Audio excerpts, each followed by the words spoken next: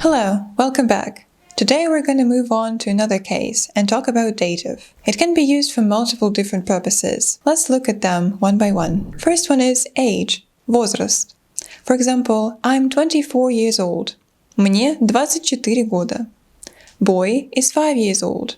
Мальчику 5 лет. Second one is recipient of some action, адресат действия. I'm giving the ticket to my friend. Я даю билет своему другу. He calls his mom. Он звонит своей маме. She tells her boss. Она говорит своему боссу. Third one is permission, разрешение. Можно, разрешено. Нельзя, запрещено. Equals can, may, allowed. Mustn't is not allowed. Student is not allowed to speak. Студенту запрещено говорить. You can eat sugar.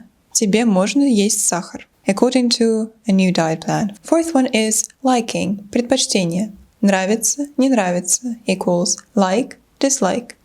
For example, Mom doesn't like my makeup. Маме не нравится мой макияж. Producer likes the actress. Продюсеру нравится актриса. Now let's look at how to put a noun into the form of the dative case. For masculine singular nouns ending with a consonant, we just need to add an ending u. For example, друг, другу, стол, столу. For masculine singular nouns ending with y, we need to change y to you. Герой, герою. If the masculine singular noun ends with soft sign, we need to change it into you. Учитель, учителю. For a feminine singular noun ending with a, we change the ending into ye. For example, работа, работе. For a feminine singular noun ending with я, we change it into ye. Неделя, неделе. If a feminine singular noun ends with iya, we change it into ii.